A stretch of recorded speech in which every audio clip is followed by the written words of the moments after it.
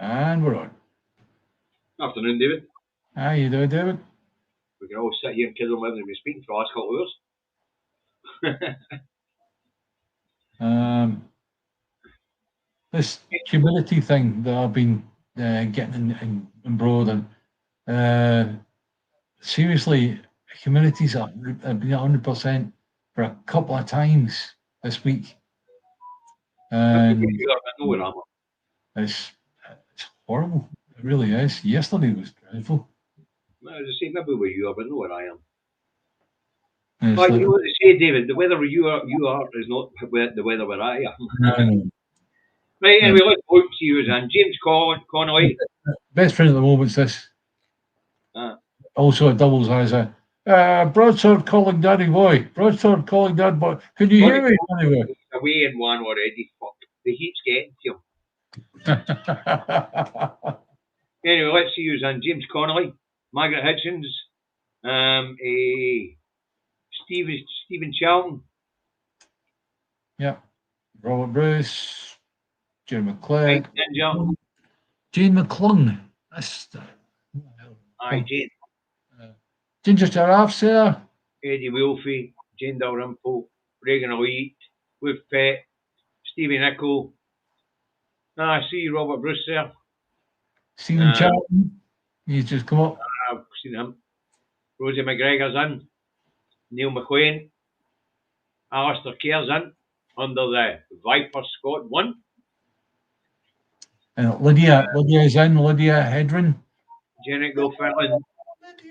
Oh, where of the moon? Oh, sorry. Stephen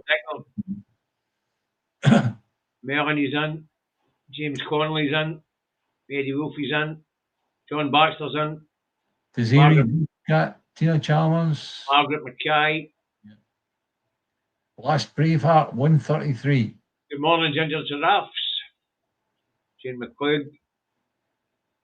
Let's get down the bottom. There we go, down here. Doug Cook. And Stephen McNichol. Anyway, good afternoon, folks. Welcome aboard. Yep. Right, there we're going to start off with a tribute to Sir George Reid. Another nationalist giant shuffles off this mortal coil. Now, of course, he was known as George Reid. Yeah, and also he was STV presenter at one time. He was. He was at one time. He was. Yeah. Hey, no, he was a pro-independence person. He was an SNP politician, and his title was hereditary. All right. He was born on the 4th of June, 1934, in Tullibuddy, in Clackmannanshire, the wee county. He went to Dollar Academy, which is a private school. Yeah. He then went on to do his university studies in St Andrews, where he read history. He then went and did further educational bouts in Switzerland and in America. He then returned to Scotland, where he became a journalist. He was first elected to the Westminster Parliament in 1974 as an SNP MP, where he served until 1979. There was a fair bit of shenanigans on at the time. And then he lost his seat. When he lost his seat, he went back to journalism. Yeah. And he went on to produce over 200 documentaries as he got in at the very start of broadcasting here in Scotland, where he worked for Granada, the BBC, and STV. So he produced over 200 documentaries. One of his documentaries actually got an Emmy, and that was the one on the construction of the Queen Elizabeth II. Shows you how long ago it was, you know. George was he then went and joined the International Red Cross, where he travelled the world, he giving solutions to problems in disaster zones and war zones. Yeah. Right. He then returned to politics in 1999, where he got elected to the newly formed Scottish Parliament. Yeah, before that, just let me cut in. Don't forget, he was also partly responsible for Livy. I don't know anything about it. Yeah, I know you know nothing about it, so I'm telling you, right? He was partly responsible for Live Aid, so it really that was one of those things where a lot of people wasn't just a few names that you go. It was down to people like Mr. Reid that the Well, I actually. imagine that the International Red Cross were distributing a lot of that aid, so aye. That's right. Yeah, that's who he was with at the time. Anyway, he then served in the Scottish Parliament. First term as a deputy presiding officer under David Steele.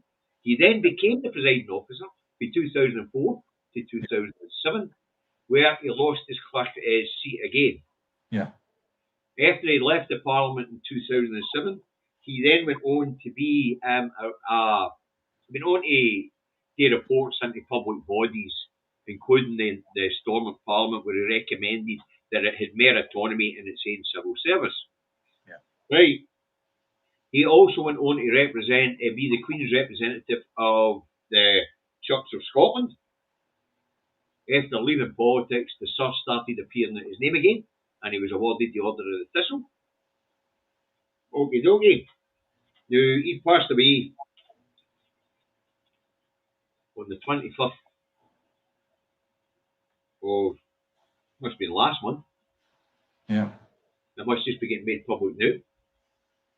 It's a hell of a resume. It really is. You go through that and you go, that's amazing, you know. So It's some resume, actually. yeah. But once again, you know, when we talk about standing on the shoulders of giants, this was one. This guy really was a driving force in Scottish politics. Yeah. From all the way back to 1974. Now, where he got his knighthood from, you were actually telling me about his dad. It was his dad that got the knighthood, actually. Yeah, and tell me about his dad. What was it? Why did his dad get the knighthood? Because he was a bloody badass war leader. Just that's why. You can imagine being the son of somebody like that. That would have been difficult. Of course it would. Well, I don't want to say, I didn't spend much time paying attention to his father. And it wasn't until after he left politics that the title started following him around again. Yeah. You know, so he's not the wee George Reid that we all talk about the Labour one when we talk about wee pissy pants George Reid. Yeah. No. Yeah. So anyway, you see, giant of the cause, giant of the movement, and he's shuffled off. Not much more to say about that, David. Yeah. Well, up next, we're going to talk a bit about the GERS figures. Yeah, again, we've got to look at people that in Scotland, regardless of whether they were pro-independence or what, right? Still in all, Scotland we stand on the shoulders of all these people that have accomplished stuff like that. And it's worthwhile reading out the resume like that. His main achievement in the Scottish Parliament was that when he took over with David Steele, there was the fucking fiasco that was the building of the new Scottish Parliament. Yeah. He took a grip of it, got it under control, and got it completed. Yeah. Ended up, it cost £400 million. Aye, for a £40 million budget. And at the time I was saying, what they done, they actually made the floors out of gold. Aye. Yeah. Well, anyway, let's move on to the GERS figures. Yeah. I'm not really interested in the bollocks in the figures, David. There's only one figure in there that really interested me, and that is the fact that Scotland raises more than enough to cover its public finances here in Scotland. When we talk about that, we're talking about block grant plus the Scottish tax system, right?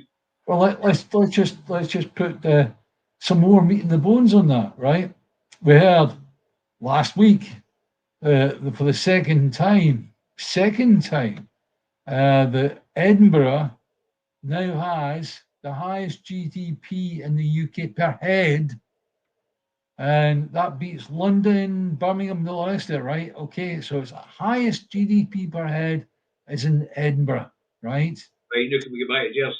Yeah, but at the same time, it's like you've got to look at in Scotland, we're constantly getting pulled back. I don't have to look at anything, David. Things like GERS or GERS, right? And yet we keep on rising to the top. Cream always rises to the top, as they say.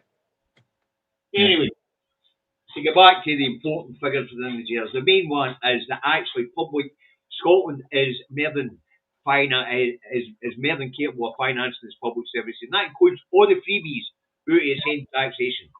Yeah, Now, we know. the headline figure, wait a minute, David, let me finish.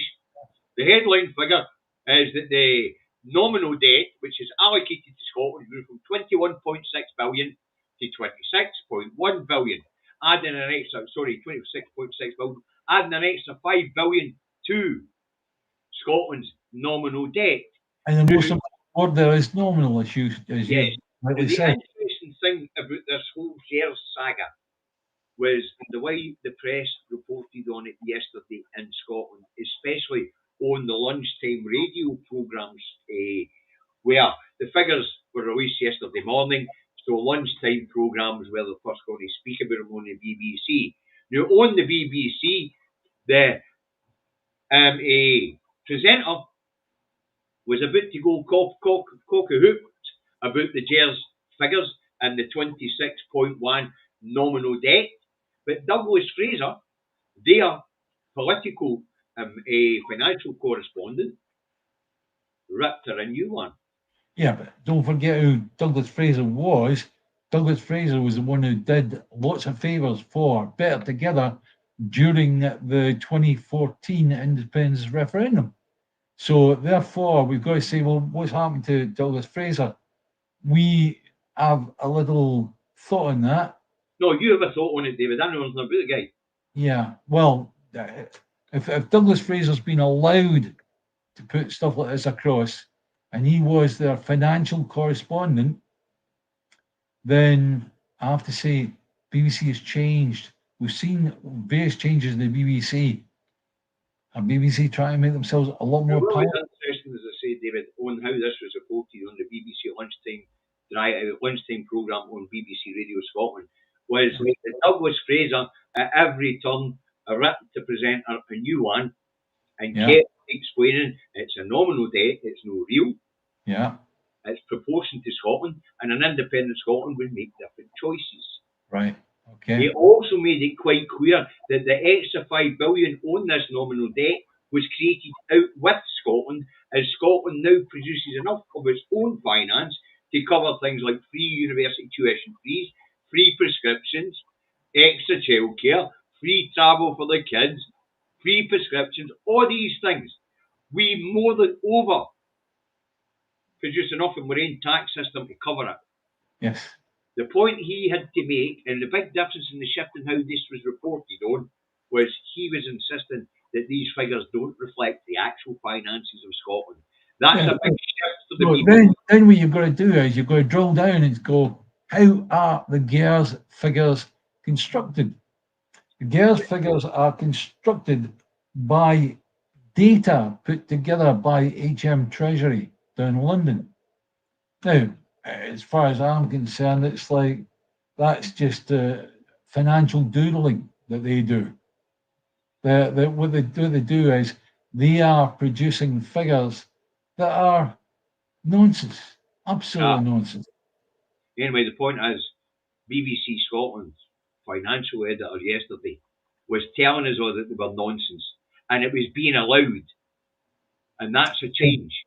Now, why is it being allowed, David? You've got to realise the BBC have got the kill button there. When they're doing a broadcast like that, they can kill it. Was it live? No, it's not live. It never is live. Even when it's a podcast that's going out live, it's still 7 seconds behind. So they can hear something like that happen and they go bump, and that's it. It's off. That's why it was interesting that they allowed them to do it. Yeah. Millie, we won't be fooled by the BBC. They are the enemy of the people. But there's a reason why that the BBC allowed these numbers to be debunked by their own political editor here in Scotland yesterday. And that's because the Scottish government's about to start fucking printing their own. Yes. That's the important bit of news. If the Scottish government produce their own GERS, effectively, then that means that you've got the two presented. There's Scotland's version, and there's England's version. Who do we believe? Well, if I'm in Scotland and I'm reading that, I'm going to believe the Scottish one. Now, they tell us that these figures are published by the Scottish government, and David's right. They are published the Scottish government, but they are put together by HMRC. And as Richard Murphy has pointed out year on year out, and before even Murphy was doing it, I used to break the figures down myself and explain how they were shite. I just got to the point where I wasn't doing it anymore. Going through it you looked at GERS, and you were talking about the oil, right? And you the oil output, all the rest of it, right? Taking into account an 8.3% Scottish share, population share, and you go, what's this nonsense? That's exactly how they are made of. It's a population share of the UK's debts. Yeah. The other thing that was highlighted by the BBC presenter in the GERS figures for yesterday was that oil revenues are down again.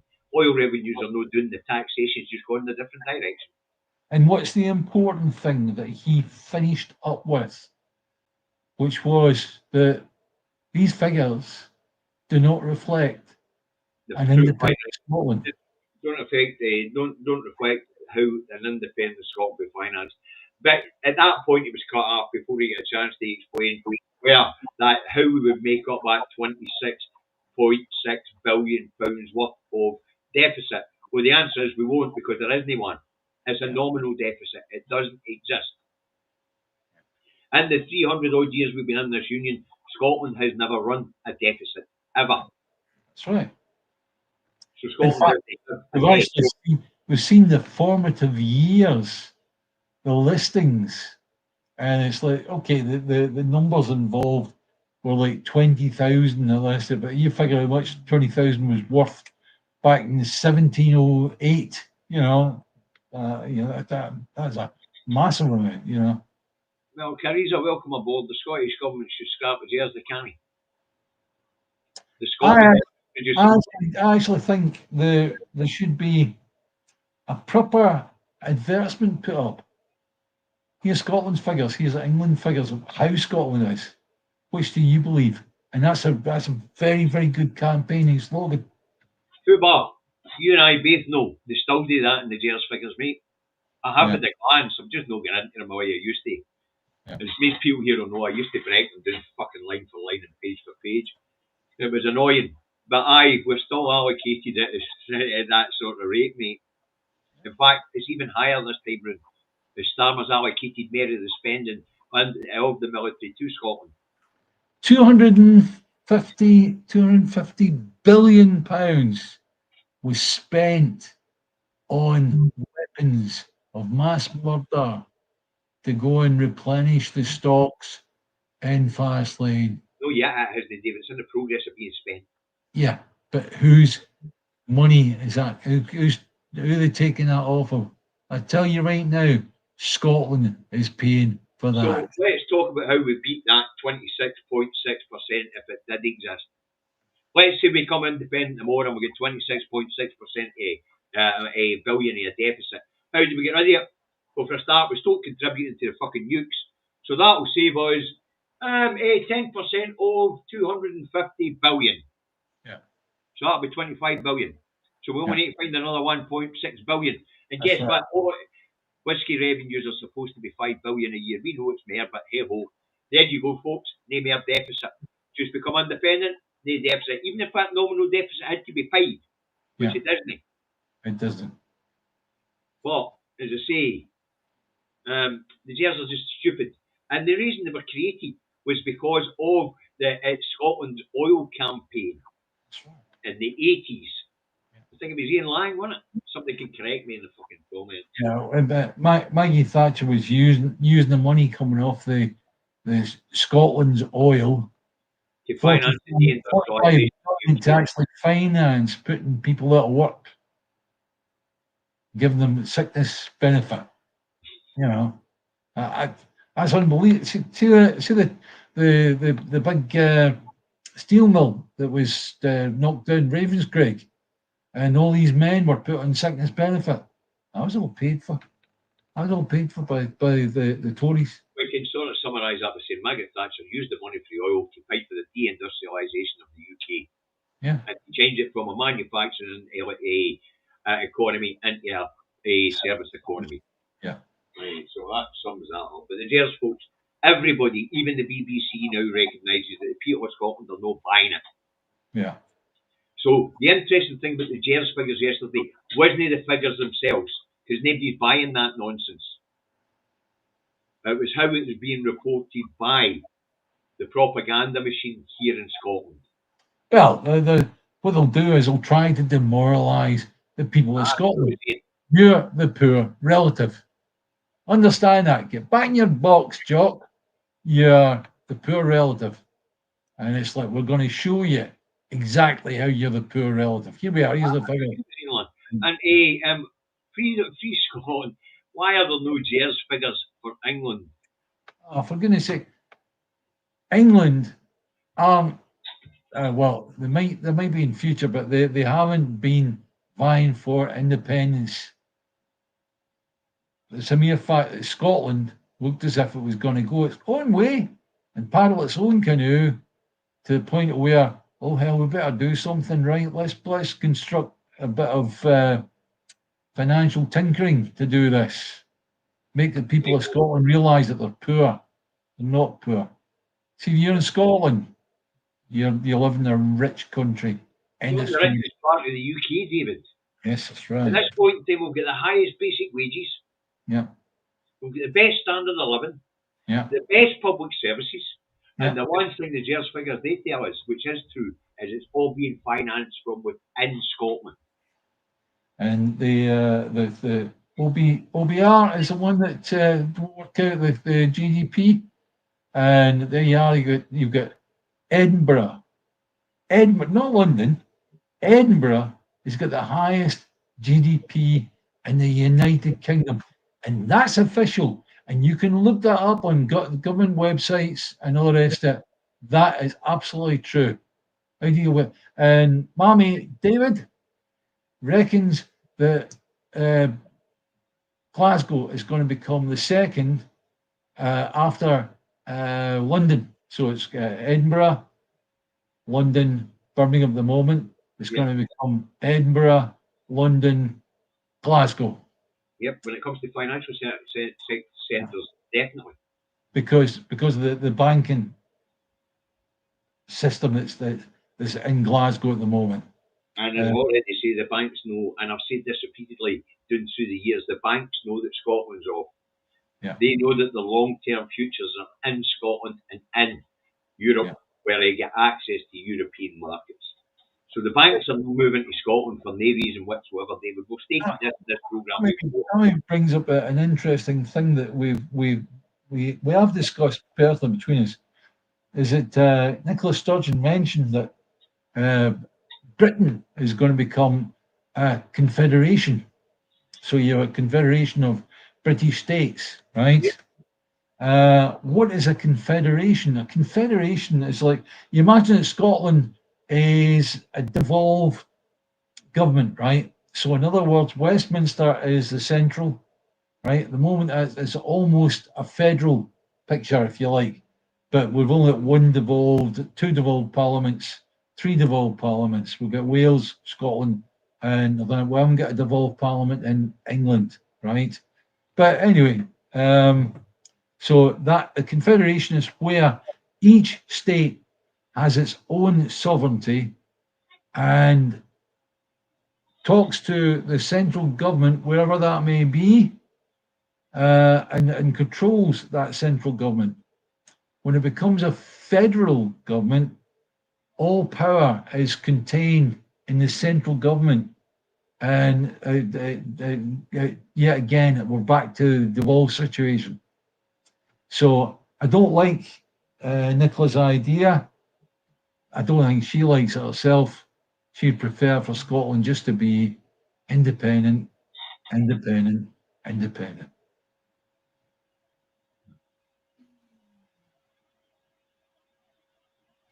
Avril says, sorry, I meant GDP, David. Not just, right, okay.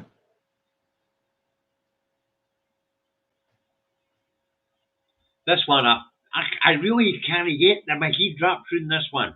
So why we need setting up our own currency? Start vote, because we don't need a currency. We have a currency. We've always had a currency. We've got a central bank.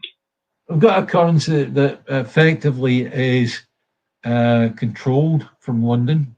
It's licensed from London. We just need a central bank to license it for here. Back a pound. If anybody hasn't got a clue what the Scottish currency is, here it's here. Yeah, I know. A pound of Scottish currency is backed by a Bank of England note. It's no. It is. It's backed by deposits in the Bank of England through the fractionalised banking system. Yeah, again, it's still a flow system. So there you go. We have a currency. What we don't have is a central bank. Yeah. But anybody who's going to make this currency argument is talking nonsense. Yeah. The currency exists and doesn't need to change. What we need is a central bank to license the currency to be printed. Right. That's all it is.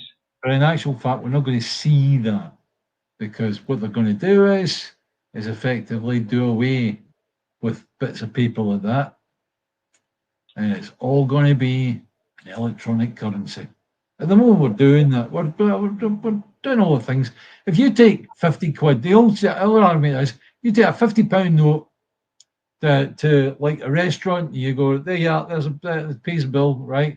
The restaurant owner takes that to the hairdresser, and he pays for the last 5 or 6 times he's been at the hairdresser's. Bad hairdresser, by the way. So the 50 quid, each time that 50 quid is still 50 quid. You pay for it on a card, then what happens is 3% is taken off, given to the bank. The bank retains 3% of that 50 quid. That's the reason why I've got money in my wallet, David. Yeah.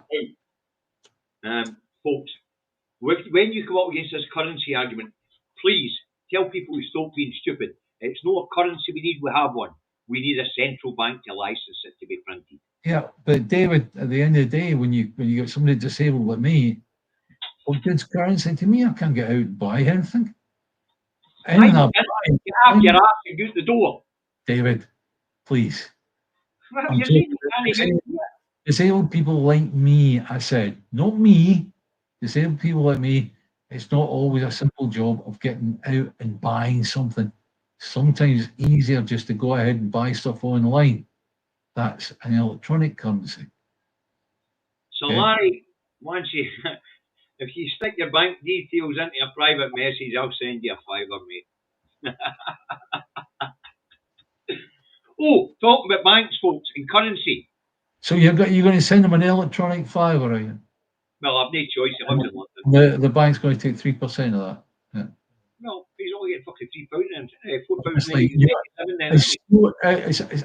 It's cruel. See, when you get David McGuinness and you've got him in a headlock, he just melts. His argument just goes, there you go. I get me in a headlock, David. I'm too fucking mean. And vicious. That's beside the point. Now, where are we? What were we talking about there? Currencies and central banks, aye. I'm talking about GERS. Well, I talk about GERS and being nonsense, aye. I think we've covered enough of that nonsense. I say the main thing was how it's reported. Don't call them GERS. That makes it sound like a blooming football team. That's what it means to have people in Scotland anyway. It's not like currency. There's no GERS. It's GERS. Yeah. Government if everybody thinks this is finances as Rangers Football Club, I know. Then I dare say that institution will be shutting down soon. Oh. And Celtic as well. Let's keep it balanced, right? So hey, cash is king. Now, let's move on for the silliness that was GERS yesterday. As I say, the main thing was the actual GERS figures, because nobody pays any attention to them. Not even the unions pay attention to them. Everybody knows how ridiculous they are. It was the honesty with which the figures were reported on. Yeah. By the BBC. That's never happened before. Just. Now, my point before we move on. Hang on, just before you do that, David. All right, okay. I just want to explain to people. Everybody's worried about this electronic currency coming in, right? Effectively, that gives the banks control over you.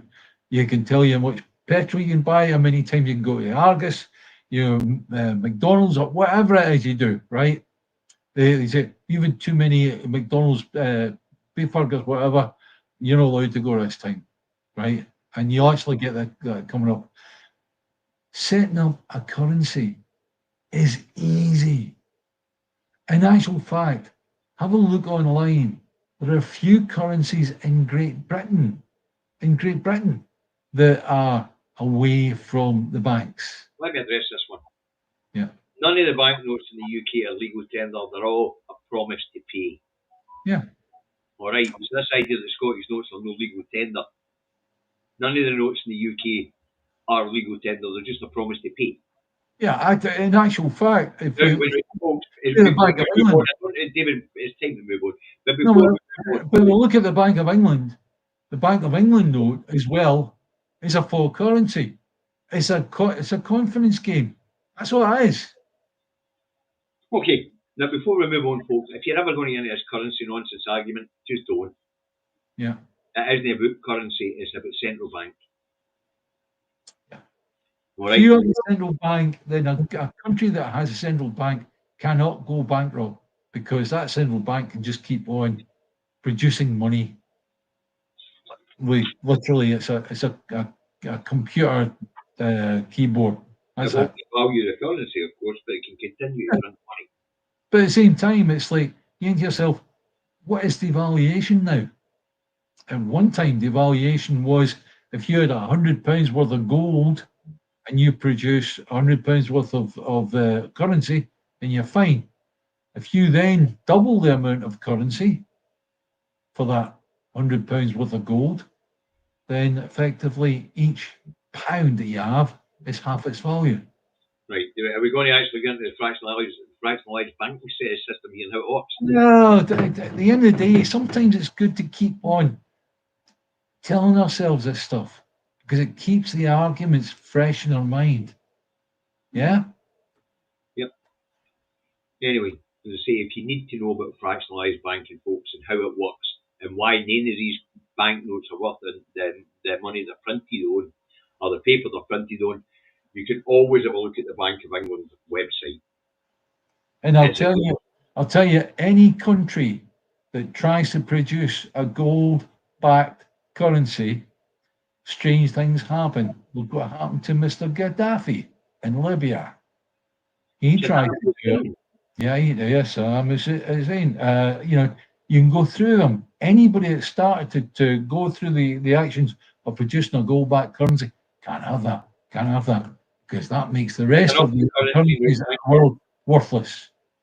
That's enough about currency now, thank you. Right, speculation.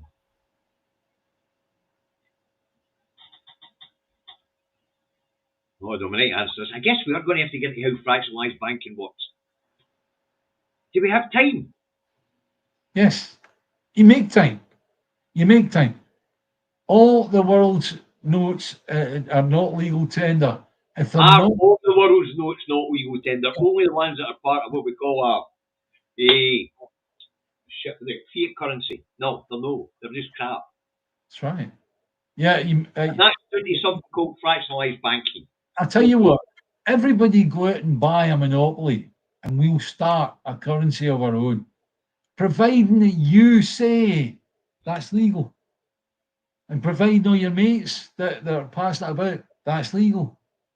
And providing you've got pub owners and all the rest of it, that's legal. That's the way to do it. Right, if we're going to have to talk about how the finance system works, let's talk about fractionalised banking. Yes.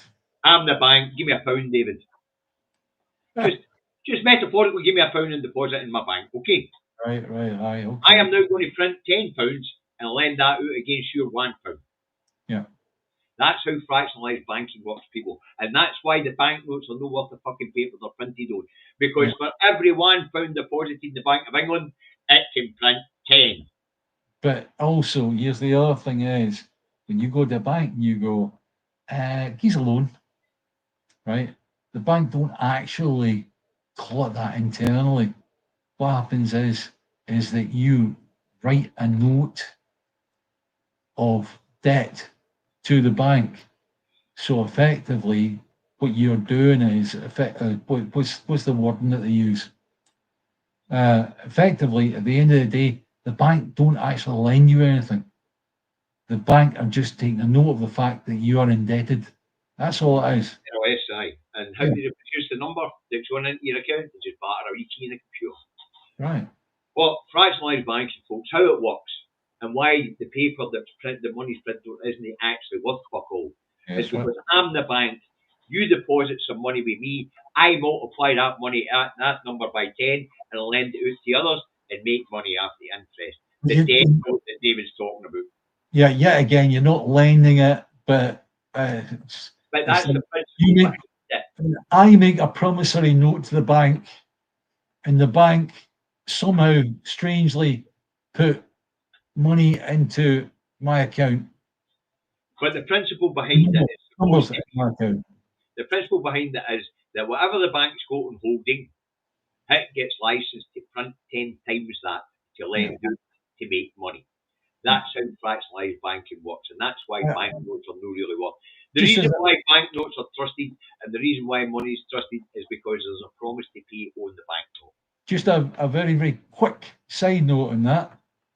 If you've got a few thousand in the bank, more than 3,000, right?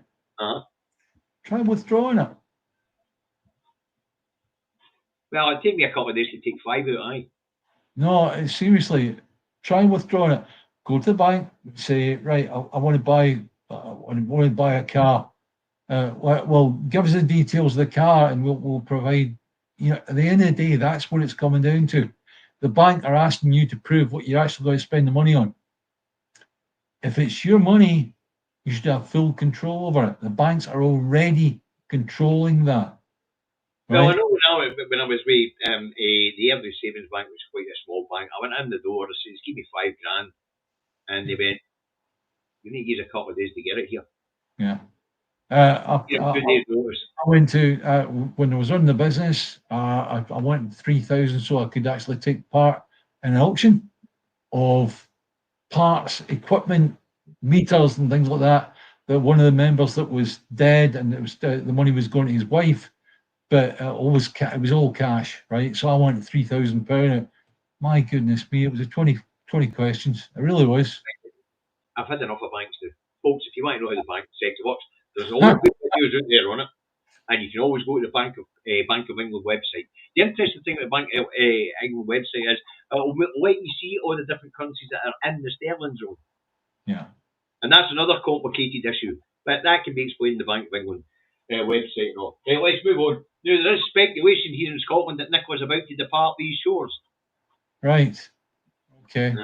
Yeah, going on the Waverley, and she's going to go up the Clyde or something like that. No, she's going to leave Scotland for a period. For where? She's going to London, I think. Yes. Speculation is she's going to London. What is she intend to do apart from enjoying the London nightlife and all that? She's got a few shows and things like that. What is she actually going to do when she's down in London? To take part in a Free England campaign. Yeah. You know. So in other words, what's happening is they're going to draw on her expertise for a yes movement for England. I don't know whether that's what she's going to do or not, but the other reason why she's wanting to leave for a short period of time is she says she can't breathe here in Scotland at the moment. Her every move is being covered. Oh, yeah, we know that. But she has stated that she wouldn't leave Scotland for very long, and she has said she liked London. Millie, I can't say that I feel the same. I'm not that keen on big cities. I had a good time when I was building the O2 Arena in London, but to be honest with you, I couldn't live there. Definitely couldn't live in that. You're not the city, David, end of story. Yeah. I mean, for all I was born and brought up in Glasgow, I just don't like cities. They're all right for a night out or for a good meal, but it's no for me. Yeah. But her reason for leaving is she needs to get her heat down, get a bit of peace, be able to breathe for a wee bit.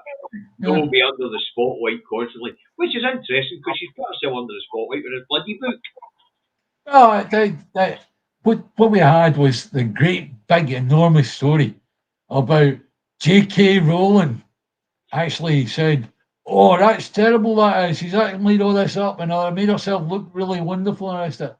See if I was somebody had written what Nicola Sturgeon had written, I'd have been saying, thank you. You helped get me up to the number 1 slot. And you were telling me a wee story about another Scottish author that's no pleased about the date here. Oh, yeah, yeah. His book was supposed to be released on that date, and the publishers chose the same date to release Nicola's That book. was Darren McGarvey and his industrial work. Yeah. Oh, I forget what they're brilliant about. But at the end of the day, it's like, who gives a toss? It's like, that happens all the time in real life. Is that products are strangely released on the same day? It's a competition. Of course it is. Stevie, I don't know if you're in touch with Karen Bartley on Facebook, but if you have, just get her to send you a copy of it, will you? Copy of. The Globe files with the polling for. Oh, yeah. Yes. The, All right. Tell me anyway, that after the show. Tell me that after the show. Nicola says she might be leaving for a wee while, but she'll not be leaving Scotland for long because her family's here, her life's here, this is her home. She just needs a break. Yeah. I agree. So what that last was put through is absolutely ridiculous. anyway, No other politician has ever been put through that in the United Kingdom, what she went through. To have a forensic tent put up against the front of your house, fuck all and the president. You see shovels over their shoulder, looking as if they were trying to dig up bodies. That is absolutely ridiculous. It would appear, John, you and I are from the same housing estate. I wonder if we've met at some point or another. John. Right, T.D. Vance is in Scotland. Yeah, right, okay. And the protest will be rife.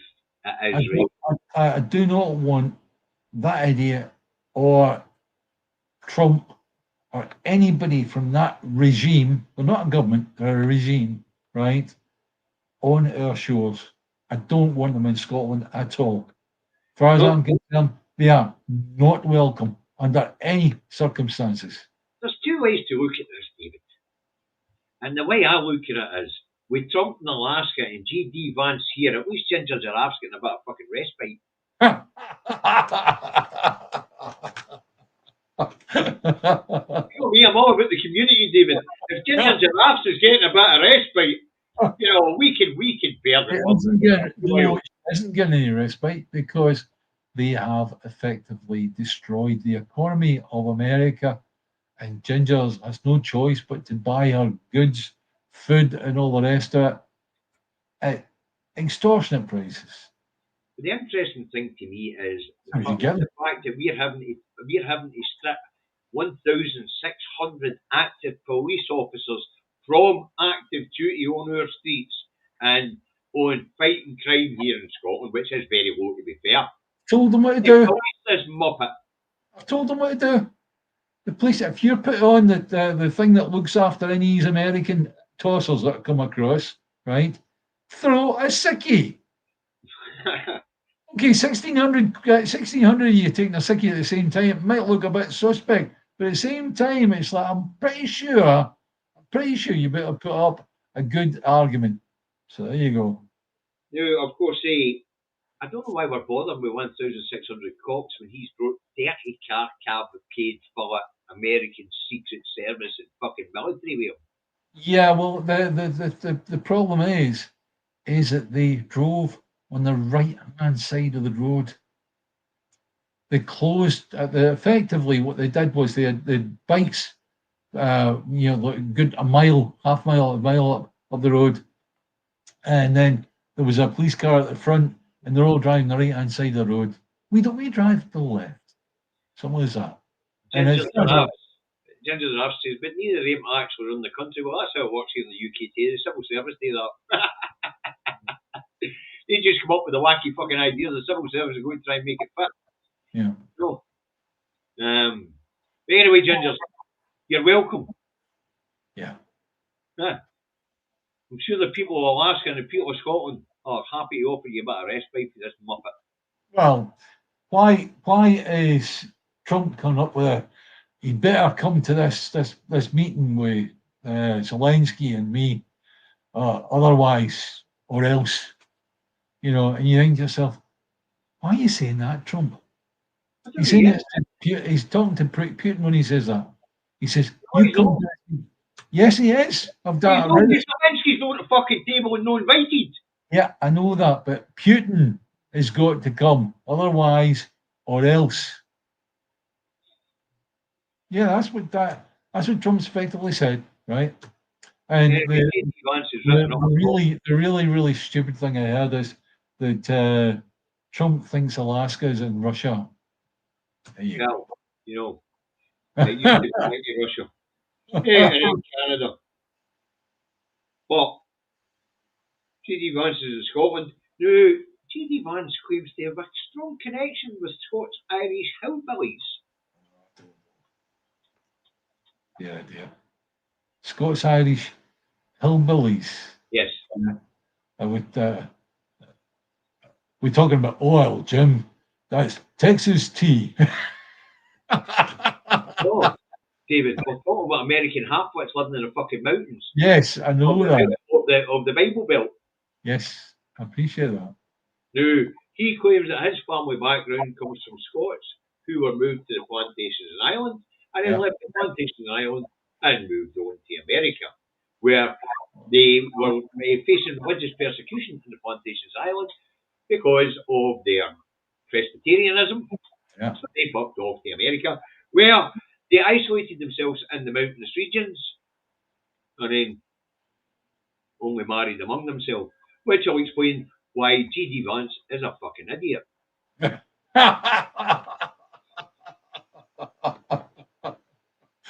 Inbred. We talking like King Big Ears, inbred. Just a bit. David, I don't think you and I should make any attempt to enter the USA anytime soon. No chance. Or ice will be slapping us in irons. Yes. Right, let's end on Scotland's population tops 5.5 million for this for the Scottish section anyway. Scotland's population tops 5.5 million due to inward migration for first time. It's the biggest it's ever been. Yep. Thanks to the blooming Highland clearances, don't forget, there's large parts of Scotland where there's no population whatsoever. Whereas you look at any other country, within reason, you look at any other country and you find there's population centres everywhere, right? Except for in Spain. Spain, the centre of Spain's but we gained almost 41,000 people between the middle of 2023 to the middle of 2024. So the population of Scotland is increasing. Is it these people not votes, David? Is that what's causing it? No, it's not. What is it? People selling their expensive houses in the southeast and moving here for better services. Absolutely, and that's been happening for a long time. It's under the century. 2020 it's been happening. I mean, I remember to do a phone system and I forget the name of the place. My goodness, but there's something place we did. Never mind that. Let's pose a question. But I spoke to the owner, and the owner, they were from London, and they sold their house, the street house in London, and came and bought this hotel in this outaway place in Scotland, right? And they marketed it to people that would sit there and go and boast about their personal wealth. And I was ready for being sick in the place. Right, in that rabbit hole of personal experience. There you go. Time's limited here. To say they're moving here for better services and better life is sufficient, David. Now, that does pose a problem for us in the independence movement. Will these people vote for Scottish independence? Without education, no. With education, there's a chance. we have to, we have to be saying to all these people that we meet is you get free prescriptions, you get free university education, you get free toll roads and bridges and all the rest of it, right? Okay. And that's due to that lot across in Edinburgh called the SNP, right? If you vote against that, then effectively you're voting against everything you get free. Anyway, folks, and the figures for the Scottish population that's just been released by the National Records of Scotland, it still tells us that we're not producing enough people. Deaths are still outstripping births. So it's inward migration which is driving the rise in the population. And as David's rightly pointed out, it's going to take some education to ensure that these people who come from other parts of the UK realise that the advantages that they moved to Scotland for are being supplied by the SNP and will disappear. And also, when you look at the SNP, we've covered the SNP before in previous programmes, but it is the most democratic political party in anywhere in the United Kingdom. So we're proud to be members of the SNP, even though we might not agree, but still in all, that's democracy, guys. Well, people vote for the SNP for multiple reasons, not just independence. For example, a colleague of my wife's, seeing David's got as often the personal experience rabbit hole. A colleague of my wife votes SNP because she knows if Labour or Tory or Lib Dem or any Britain a party comes to power in Scotland, she'll have to pay for prescriptions and she can't afford the amount of medications her and her husband are on. Yeah, right. So people do vote for the SNP for many, many reasons. And the problem we're going to have with these people is they won't want to vote SNP, they just won't want the independence part of it. Yeah. Right, let's move on. You've got to look at the point of view of someone who's from England coming in doing that or thinking that way. David, we've got 10 minutes left. Let's finish that and move on. They think what they're doing is they're cutting themselves off from the country they are birthed. They're not. They're not at all. David, we don't have time.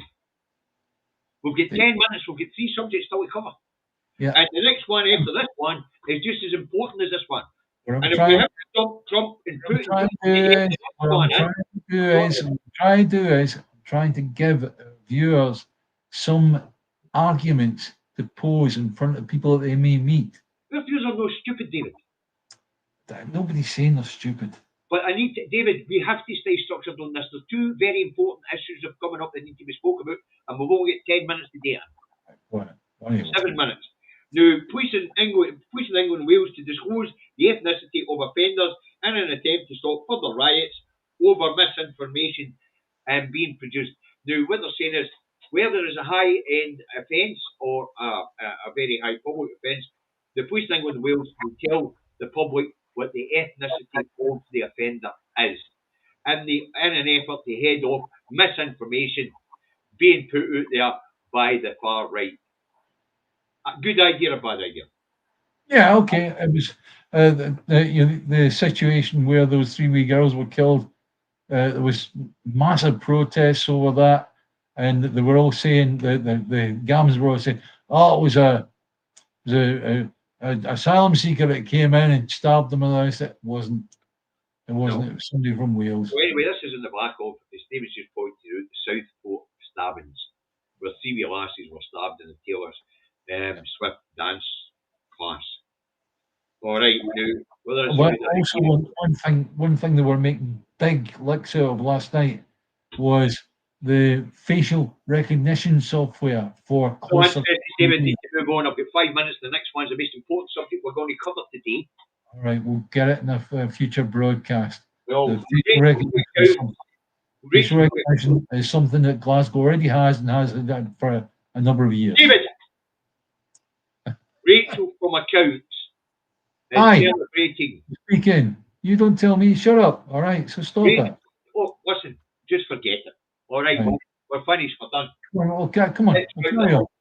No, Yeah. folks, we'll cover Rachel. I'll cover Rachel for your account celebrating a 1.2% fucking rise in GDP since they came. Done this in previous shows. We've done it. We've actually covered that in previous shows. You know that. Actually, these figures were actually released yesterday, David. All right. Right. We know fine well that Rachel will always attempt to polish a turd and make her situation look better and better. What was I saying in the last? What I said to you in the last show? I said basically, what was the increase in productivity and growth? The point of of pointing UK? out that she's polishing a turd is so that people don't fall for the nonsense, David. That's right. That's what we're trying Absolutely. to do, but we don't have time now. I've got work to go to in 4 minutes, and it's time to wind this one. Okay. Next. There is no next. Well, if that isn't the next thing you've got time to actually mention about other things. So come on. I don't have time to mention anything now.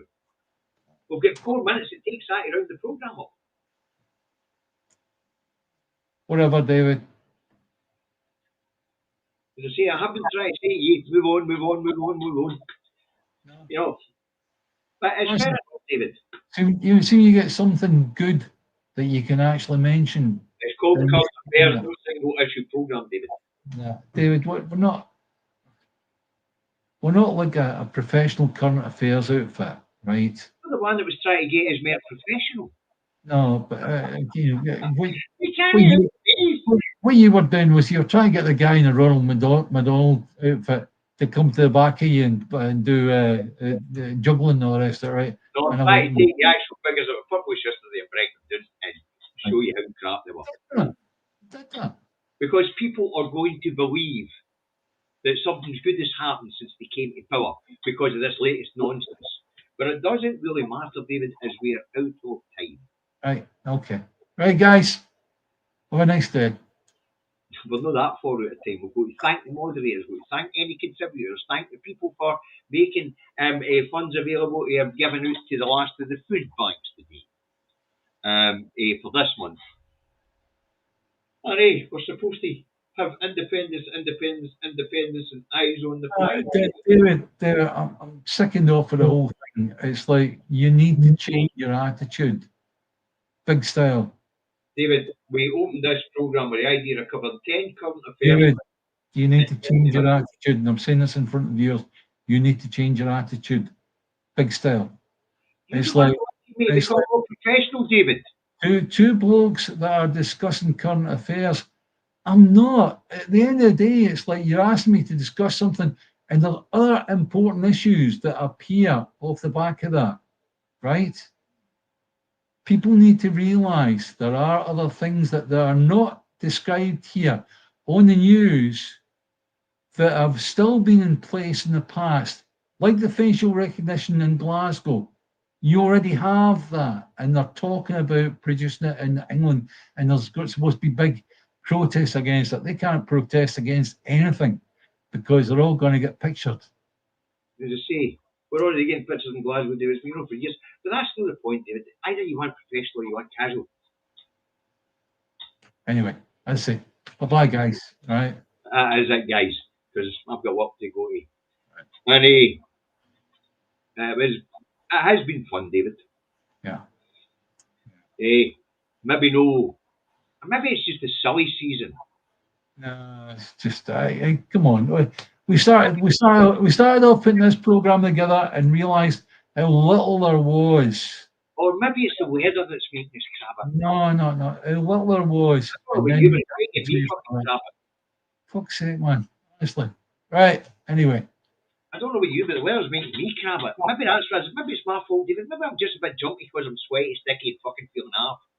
You know, maybe that's what it is. No, maybe we should be more casual instead of professional. Somebody take the elastic band off his body. Bye for now, folks.